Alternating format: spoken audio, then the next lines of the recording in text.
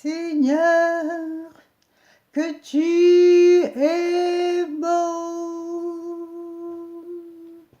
Je cherche ton visage, et quand tes yeux sont sur moi, seul, ta grâce me suffit. Je prendrai ta parole pour vivre comme toi. Oh, aide-moi à vivre ici-bas. Et jour après jour, je compterai sur toi. C'est mon désir. Seigneur, envoie ton feu qui brûle avec passion, que mon amour grandisse pour toi. Je veux tout te donner.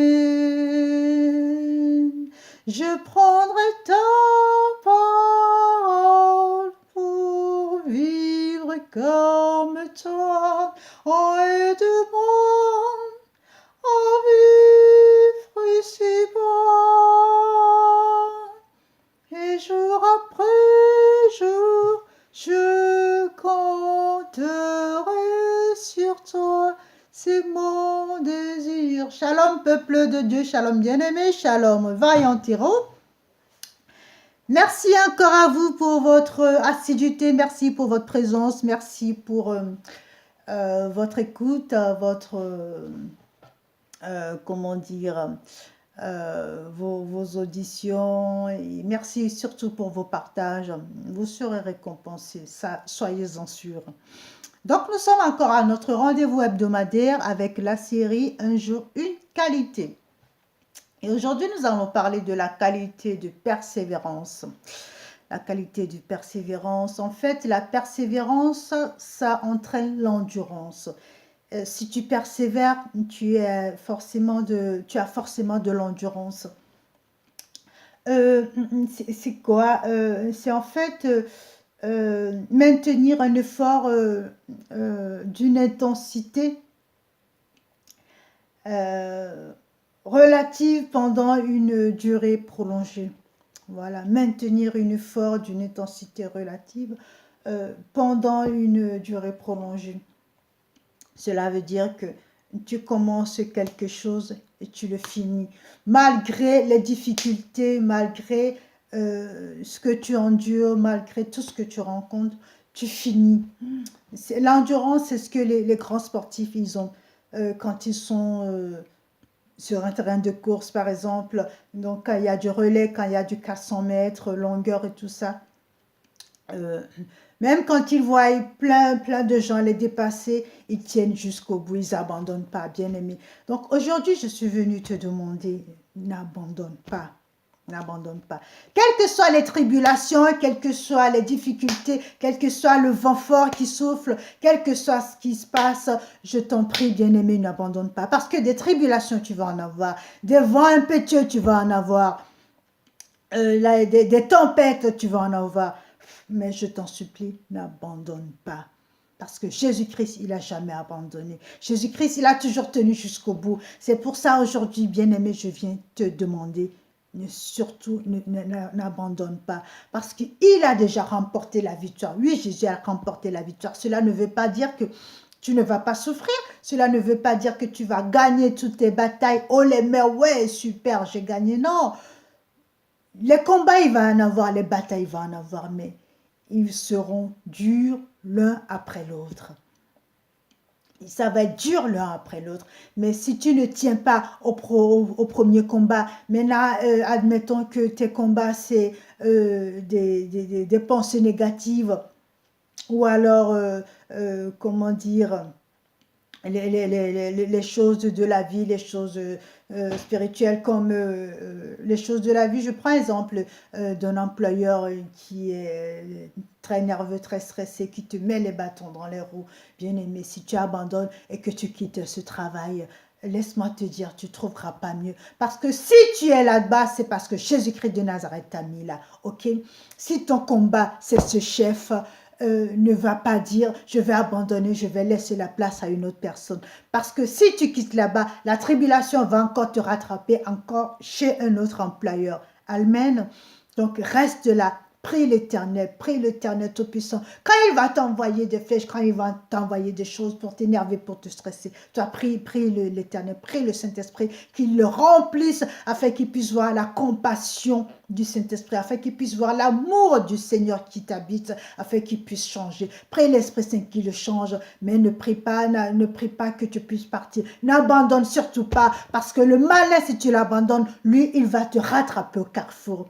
Bien-aimé, si tu abandonnes la course, le malin va te rattraper au carrefour. Et là, c'est lui qui va t'assommer, c'est lui qui va t'abattre. Parce que lui, il ne va pas te faire cadeau. Si toi, tu lui fais cadeau que tu abandonnes, lui, il ne va pas te faire cadeau, il va te rattraper au bout. Bien-aimé, fais très attention avec ça. Je vais te lire un passage sur Apocalypse 2, versets 2 à 3. Je lis la parole.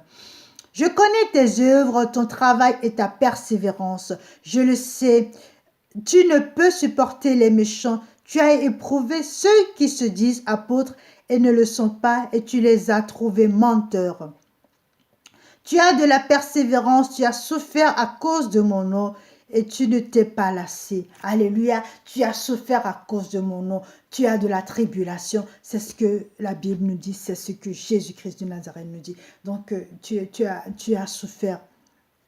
Mais laisse-moi te dire qu'au bout, il y a la victoire. À la clé, il y a la victoire. Si tu abandonnes à cause des tribulations, alors tu n'es pas un vrai chrétien. Un vrai chrétien tient bon dans le combat. Regarde, prends l'exemple de Jésus-Christ de Nazareth. Il n'a jamais abandonné. Il a toujours tenu ferme dans le combat. Même si c'est les gens qui l'ont condamné, même s'ils lui ont mis une couronne d'épines sur la tête, même s'ils lui ont craché dessus, même s'ils l'ont cloué, crucifié à la place de Barabbas, le plus mafieux de la terre. Bien-aimé, Jésus-Christ, il a tenu bon jusqu'à la croix, il s'est donné, alors n'abandonne surtout pas. Je vais te parler d'une héroïne, ici une héroïne qui est très peu connue. Nous allons voir, je vais te laisser lire à la maison, mais ce passage est dans plusieurs versets. Donc, il y a Matthieu 9, verset 20. Note bien, je te les donne. Tu liras à la maison, tu vas les méditer. Matthieu 9, verset 20. Luc 8, verset 43 à 48. Marc 5, verset 25 à 34. Je répète, Matthieu 9, verset 20. Luc 8, verset 43 à 48. Et Marc 5, verset 25 à 34. Et oui, donc il s'agit de la femme qui a la perte du sang depuis 12 ans. Ok? Cette femme, je trouve qu'elle a de la persévérance. Elle a même plus que de la persévérance, elle a de l'endurance. Pourquoi je dis ça? Alors, c'est une femme qui a atteint de la perte de sang pendant 12 ans. C'est énorme. 12 ans, elle a été chez les médecins, elle a été chez des spécialistes, elle a été chez des praticiens, elle a été chez tout ce qui traînait à l'époque comme guérisseur, comme soignant, comme voilà. Elle a tout essayé et elle n'a pas réussi. Et rien n'a pu la satisfaire. Elle est restée comme ça jusqu'à ce que Jésus-Christ arrive. Elle a entendu que Jésus-Christ est venu, elle est allée vers Jésus. Mais dis donc, quelle persévérance! Alors, bien aimé, quand elle est arrivée vers Jésus, quand il y avait Jésus dans la ville, il y avait la foule. Cette femme ne s'est pas vue heurtée à cause de la foule. Elle a avancé dans la foule. Bien aimé, 12 ans, elle a tenu. 12 ans, pas de guérison, pas de miracle, pas de signe, rien du tout. Elle aurait pu se dire, oh ben tiens, de toute façon, voilà, moi je guérirai jamais, c'est même plus la peine que j'essaie. Elle n'a pas abandonné, bien-aimé. Elle n'a pas abandonné. Quand elle a entendu qu'il y avait Jésus-Christ de Nazareth, Jehovah dans la vie, elle s'est dit, aujourd'hui, c'est le jour de ma délivrance. Je proclame sur ta journée qu'aujourd'hui, c'est le jour de ta délivrance.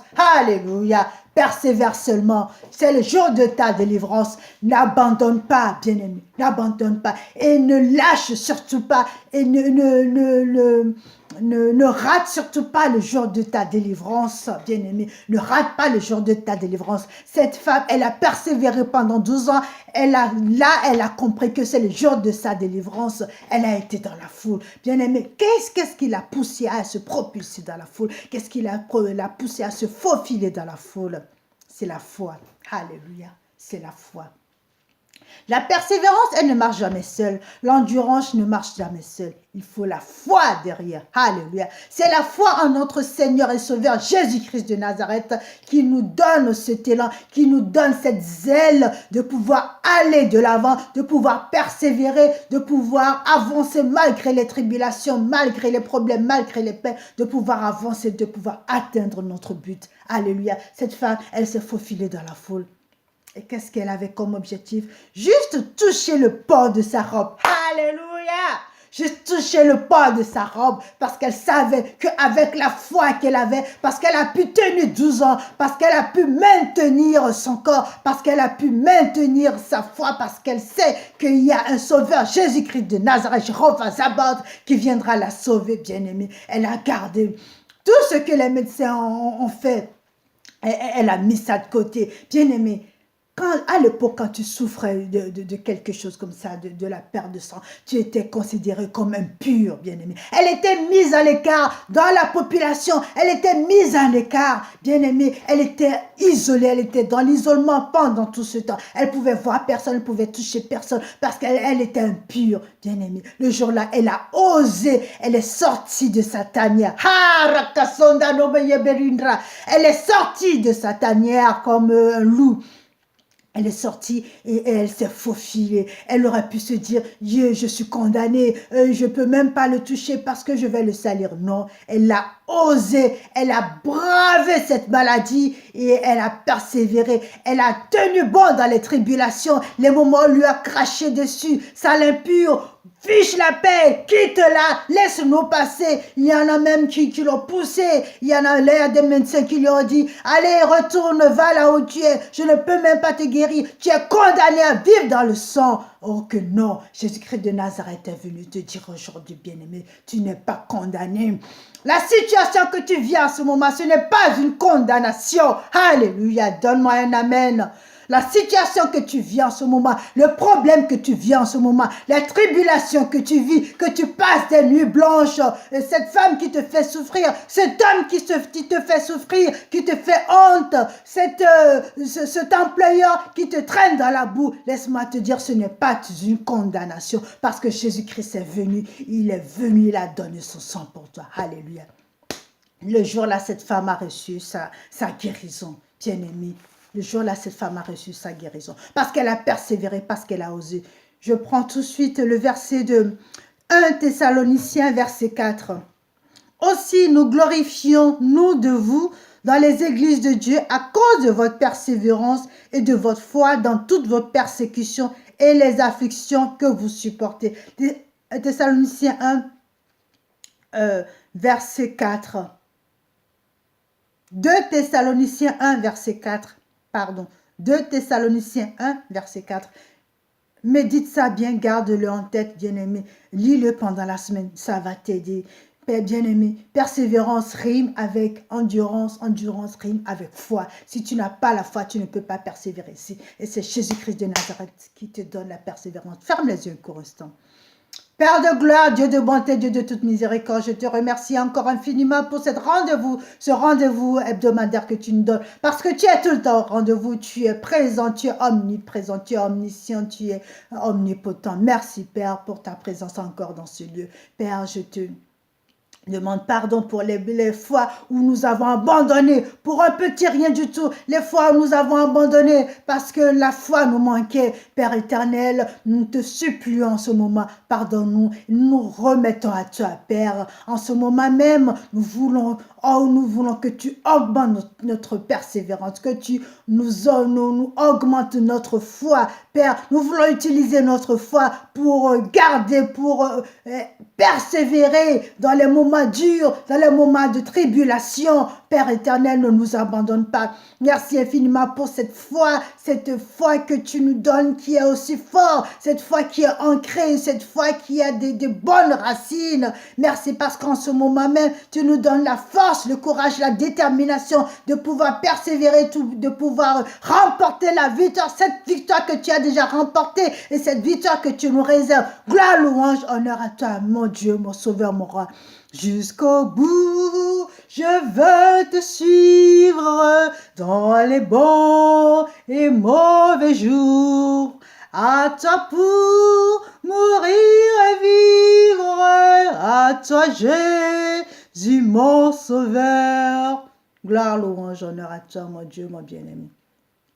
Bien-aimé, sois béni et n'oublie surtout pas, car les sourires. Très bonne journée à toi.